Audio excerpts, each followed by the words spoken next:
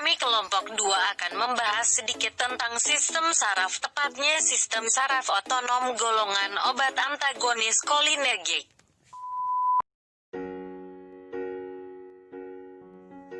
Sebelum kami lanjutkan, apakah ada yang tahu apa itu sistem saraf? Silahkan kalian tulis jawabannya di kolom komentar.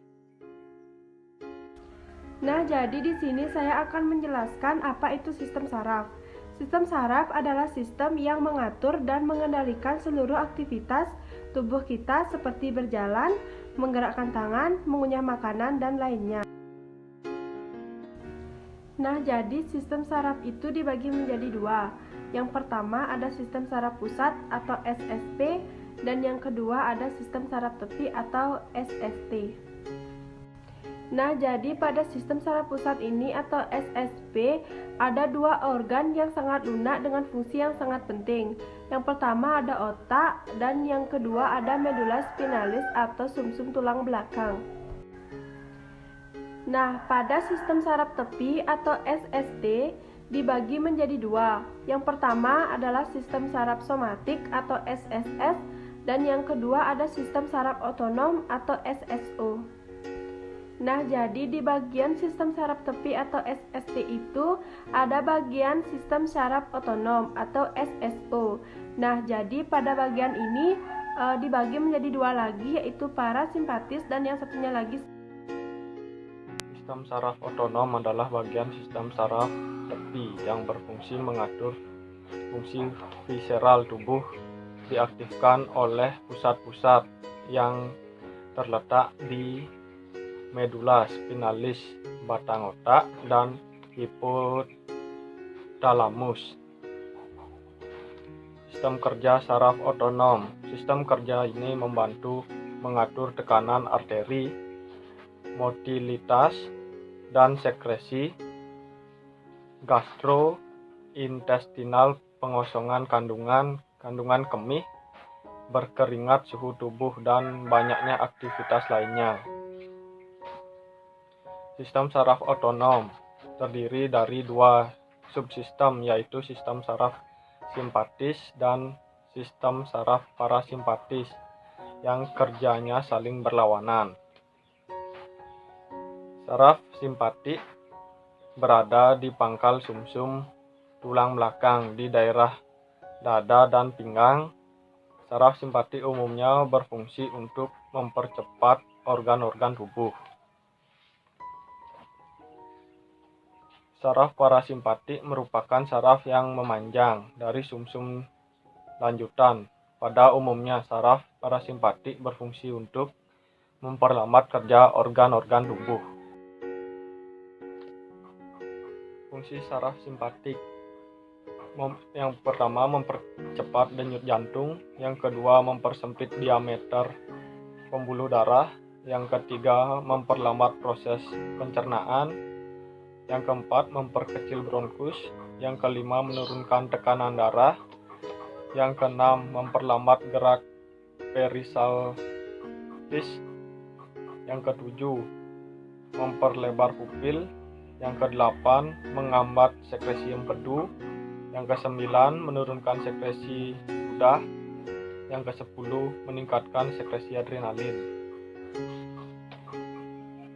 Fungsi saraf parasimpatik, contohnya, yang pertama menghambat detak jantung, yang kedua memperkecil bronkus, yang ketiga mempercepat kerja alat pencernaan, yang keempat merangsang ereksi, yang kelima mempercepat kontraksi kantung seni, yang keenam mempercepat gerak peristaltis, yang ketujuh mempercepat sekresi empedu, yang kedelapan menurunkan sekresi adrenalin, yang kesembilan menaikkan tekanan darah, dan yang kesepuluh memperlebar diameter pembuluh darah. Antagonis kolinergi. Nah, golongan obat sistem saraf otonom yang pertama ada antagonis muskarini. Golongan obat ini bersifat kompetitif terhadap asetilkolin pada reseptor asetilkolin muskarini. Asetilkolin itu adalah senyawa kimia yang merupakan salah satu jenis neurotransmitter. Antagonis reseptor muskarini merupakan jenis antikolinergik yang menghalangi aktivitas reseptor asetilkolin muskarini. Efek dari golongan obat ini adalah peningkatan denyut jantung, midriasis, retensi urin, berkurangnya keringat, penurunan mortalitas, dan sekresi saluran cerna.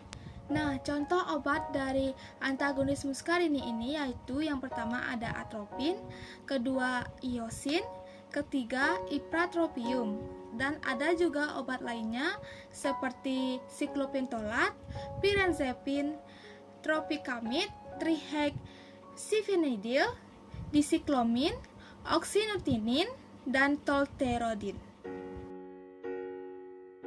Contoh dari obat golongan antagonis muskarinik yang pertama ada atropin. Nama generiknya atropin, nama patennya atropin, atropin sulfat, dan cendotropin. Indikasinya medikasi, praanestesi, juga sinus, bradikardia, dan keracunan organofosfat. Untuk dosisnya untuk anak 20 mikrogram per kilogram berat badan, intramuskular 30-60 menit sebelum induksi. Untuk dewasa maksimal 500 mikrogram intravena sebelum induksi. Cara penggunaannya yaitu untuk injeksi disuntikkan ke dalam tubuh melalui otot atau pembuluh darah. Untuk tetes mata diteteskan ke dalam mata, setelah itu tutup mata selama 1-2 menit. Efek sampingnya yaitu mual, perut kembung, konstipasi, dan sakit kepala. Yang kedua ada skopalamin. Nama generiknya skopalamin, nama patennya Hyorek, skopalamin plus, dan Buscopan. Indikasinya meredakan gejala penyakit irritable bowel syndrome atau IBS, mengatasi kram perut. Dosisnya yaitu untuk dewasa 20 mg 4 kali per hari. Untuk anak 6-12 tahun yaitu 10 mg. Cara penggunaannya yaitu telan tablet dengan bantuan air putih, jangan menggigit atau mengunyah tablet. Efek sampingnya yaitu tremor, glaukoma, kesulitan nafas, dan kesulitan buang air besar. Yang ketiga ada tropicamid. Nama generiknya tropicamid, nama patennya midriasil, midral, optisil, dan tropisasil. Untuk indikasinya yaitu induksi midriasis, dilatasi pupil, dan sikloplegia, kelumpuhan otot siliaris mata dalam prosedur diagnostik. Untuk dewasa, dosisnya yaitu 1 tetes larutan 1% diulang setelah 5 menit. Untuk anak yaitu 1 tetes larutan 0,5% diulang setelah 5 menit. Cara penggunaannya yaitu jangan menggunakan obat dalam jumlah lebih besar, lebih kecil, atau lebih lama dari yang direkomendasikan oleh dokter. Efek sampingnya yaitu sakit kepala, penglihatan kabur, kepekaan mata terhadap cahaya. Untuk contoh obatnya itu sudah ada di bagian atas kanan slide. Sebuah bloker ganglionik atau ganglioplegic adalah jenis obat yang transmisi menghambat antara preganglionik dan postganglionik neuron dalam sistem saraf otonom, sering dengan bertindak sebagai antagonis reseptor nikotinat. Reseptor asetilkolin nikotinik ditemukan pada otot rangka, tetapi juga dalam jalur transmisi sistem saraf parasimpatis dan simpatis yang bersama-sama membentuk sistem saraf otonom. Ganglionik blocker menghambat aksi asetilkolin pada ganglia saraf otonom. Contoh obatnya yang pertama ada botulinum toksin, yang kedua ada trimetafan, yang ketiga ada sametonoium. Nah, jadi contoh obat golongan ganglionik blocker itu ada botulinum toksin. Nama generiknya botulinum toksin, nama patennya Lanzok. Indikasinya yaitu botulinum toksin adalah obat yang digunakan untuk menghilangkan kerutan di wajah dan dapat mengatasi otot yang kaku. Serta botulinum toksin ini disebut sebagai protein neurotoksin yang dihasilkan oleh bakteri Clostridium botulinum. Dosis dari botulinum toksin ini yaitu untuk otot vertikal dan strabismus horizontal kurang lebih 20 prisma dioptri 1,25 sampai 2,5 unit pada tiap satu otot. Dosis maksimal 25 unit sebagai injeksi tunggal pada tiap ototnya. Cara penggunaan dari botulinum toksin ini adalah diberikan melalui suntikan dengan suntikan 4 unit tiap titik suntik di wajah. Nah, efek samping dari botulinum toksin ini yaitu terjadinya radang, nyeri pada bagian wajah, mual, serta ruam. Neuromuscular blocker adalah obat penghambat neuromuskuler yang memblokir interaksi asetilkolin pada reseptor asetilkolin nikotin di sel otot sehingga menghasilkan reaksi otot dengan menyebabkan kelumpuhan otot rangka.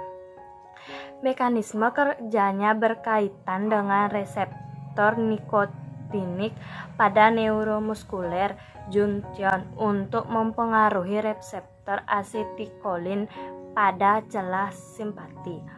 Obat ini juga dibagi menjadi dua, yaitu non-depolarizing blocking dan depolarizing blocking agent. Otot non-depolarisasi. Obat-obat kelompok ini juga dikenal sebagai pelemas otot kompetitif yang menyebabkan blokade karena berkompetisi dengan asetilkolin pada reseptor di taut saraf otot dan kerjanya dapat diantagonis dengan antikolinsterase seperti neostigmin. Obat-obat ini dapat dikelompokkan berdasarkan lama kerjanya, yaitu kerja singkat, bekerja dari 15 menit sampai 30 menit, kerja menengah bekerja dari 30 menit sampai 40 menit, dan kerja panjang bekerja dari 60 menit sampai 120 menit, walaupun lama kerja juga dipengaruhi oleh dosis obat. Pelemas otot non-depolarisasi tidak memiliki efek sedaktif atau analgesik dan tidak dianggap sebagai faktor pemicu timbulnya hipertermia maligna. Contoh obatnya yaitu pancurium, fecuronium, astracurium, dan lain-lain. Di sini saya akan melanjutkan menjabarkan contoh obat non-depolarisasi blocking agent. Yang pertama, nama generiknya pancuronium bromida, nama dagangnya pavulon. Indikasi dalam obat tersebut adalah pelemas otot non-depolarisasi dengan lama kerja menengah. Dan dosisnya yaitu dosis awal untuk intubasi 50-100 mikrogram per kilogram berat badan, kemudian dilanjutkan 10-20 mikrogram per kilogram berat badan sesuai dengan kebutuhan. Dan untuk dosis anak 60-100 mikrogram per kilogram berat badan, kemudian 10-20 mikrogram per kilogram berat badan. Dan untuk perawatan intensif, dosisnya 60 mikrogram per kilogram berat badan tiap 1,5 jam. Cara pakainya yaitu dengan cara disuntikan ke dalam pembuluh darah atau intravena, atau bisa juga melalui infus. Obat ini hanya boleh diberikan oleh dokter saja atau pengawasan dokter. Efek samping dari obat tersebut, yang pertama peningkatan tekanan darah sampai hipertensi, yang kedua takikardia. Takikardia adalah peningkatan denyut jantung yang sangat cepat. Yang ketiga, nyeri atau luka pada area suntikan. Di sini saya akan melanjutkan contoh obat yang kedua. Nama generiknya adalah fecuronium, nama dagangnya Etron, dan indikasi obatnya yaitu pelemasan otot non-depolarisasi dengan kerja singkat sampai menengah. Untuk dosisnya, dosis awal diberikan dosis 80-100 mikrogram per kilogram berat badan melalui injeksi intravena atau pembuluh darah. Dan dosis tambahannya diberikan dosis 30-50 mikrogram per kilogram berat badan melalui injeksi intravena. Dan cara pakainya, karena obat ini digolongkan obat keras, maka harus didapatkan dan digunakan sesuai atau berdasarkan resep dokter.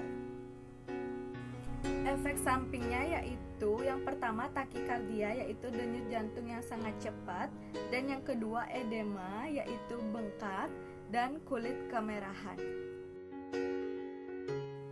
Kita lanjut ke contoh obat yang ketiga, nama generik Atracurium, nama dagangnya Surelax, indikasi obatnya pelemas otot non-depolarasi dalam jangka pendek sampai menengah. Dosisnya yaitu untuk dewasa dan anak di bawah 1 bulan. Dosis awalnya 300-600 mikrogram per kilogram berat badan, kemudian 100-200 mikrogram per kilogram berat badan sesuai kebutuhan. Cara pakainya sama, yaitu karena obat ini sama, golongan obat keras sama seperti obat pancuronium dan vecuronium. Jadi obat ini harus ditebus berdasarkan resep dokter dan digunakan dalam pengawasan dokter juga. Efek sampingnya sama juga kayak obat sebelumnya, yaitu takikardia, dan yang kedua ada urtikari, yaitu gatal-gatal, dan yang kedua eritema, yaitu terbentuk ruam merah pada kulit, dan selain itu ada wheezing juga, yaitu suara nafas lebih kencang dari normal. Depolarisasi adalah keadaan di mana saraf sedang menjalankan rangsang, keterbalikan dari proses polarisasi, sehingga pada keadaan ini muatan yang lebih negatif berada di sisi luar membran, sedangkan muatan yang lebih positif berada di sisi dalam membran. Contoh obatnya yaitu succametonium, succinylcholine, decametonium, dan lain-lain. Contoh dari obat depolarisasi.